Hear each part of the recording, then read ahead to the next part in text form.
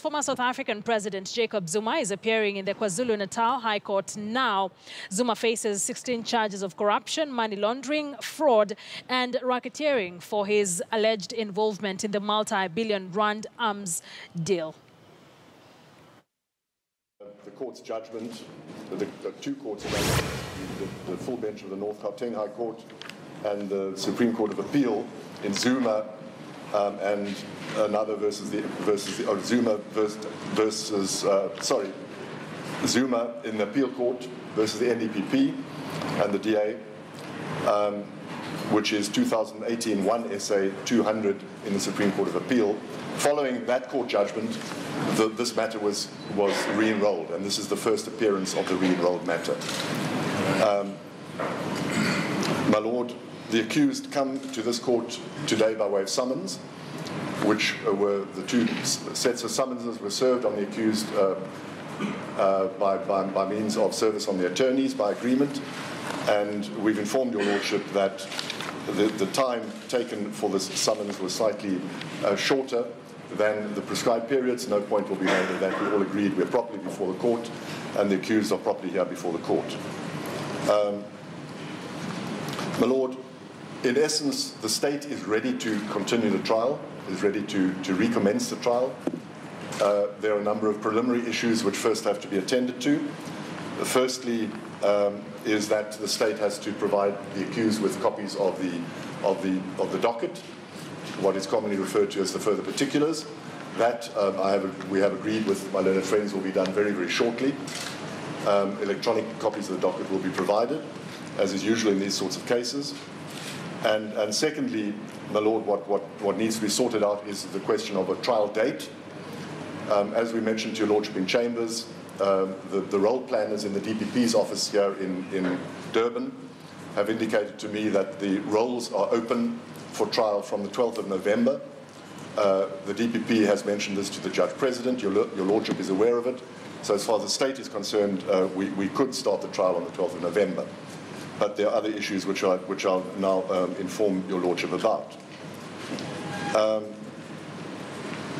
Firstly, by agreement between the state and our learned friends for accused numbers 1 and 2, we will ask your Lordship to postpone this matter to the 8th of June as the next provisional date, pending the matters which I will now inform your Lordship about.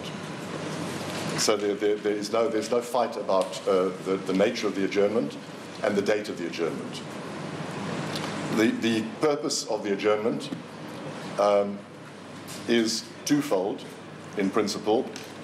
Firstly, in respect of accused number 1, Mr. Zuma, we've been informed by our learned friends for Mr. Zuma that he wishes to bring a review application concerning the decision to prosecute him again.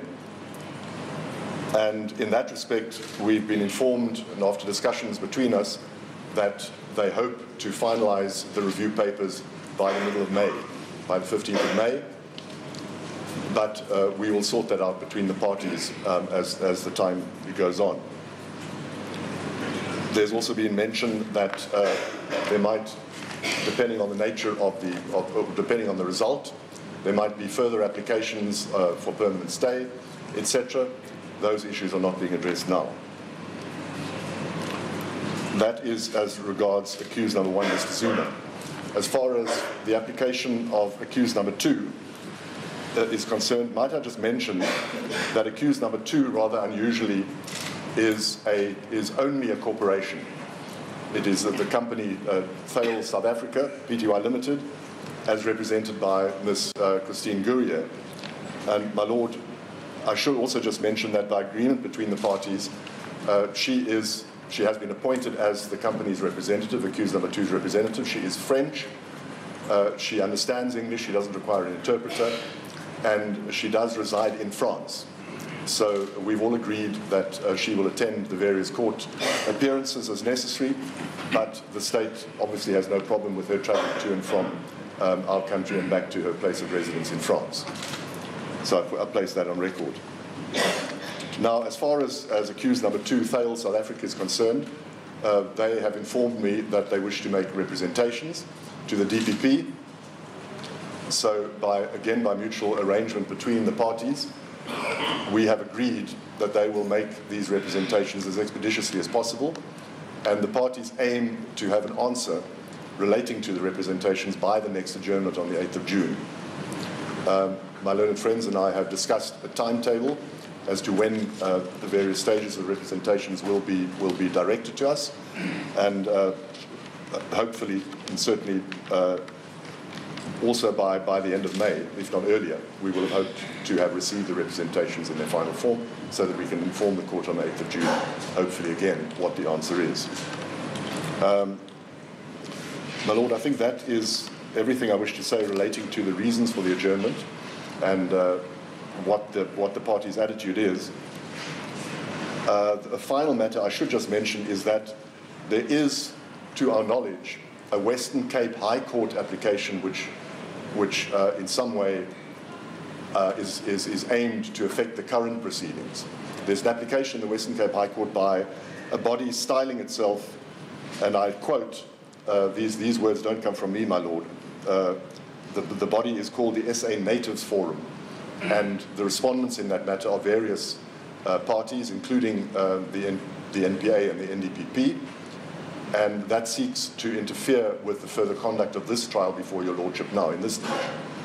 The attitude of the parties in this court, and that includes, I think, my learned friends also, is that that matter has no bearing on the proceedings currently before your Lordship. The NPA and the LEPP are opposing that matter. I understand that accused number one, inasmuch as he might be a respondent, has abided or intends abiding. So, as between the parties before your Lordship, there's no issue relating to that other case.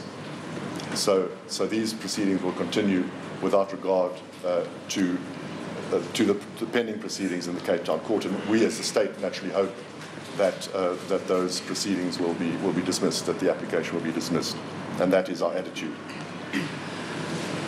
So.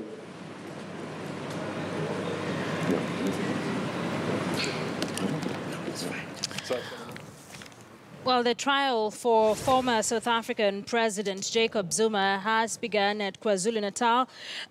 Zuma is on trial for corruption. He has 16 charges relating to 783 payments that he received in connection with a controversial Rand arms deal. We will be going there periodically to just see what will be said in court and the kind of arguments that will be presented there. But for now, let's take a short break here on KTN News Center. A lot more still under for you, so don't go too far.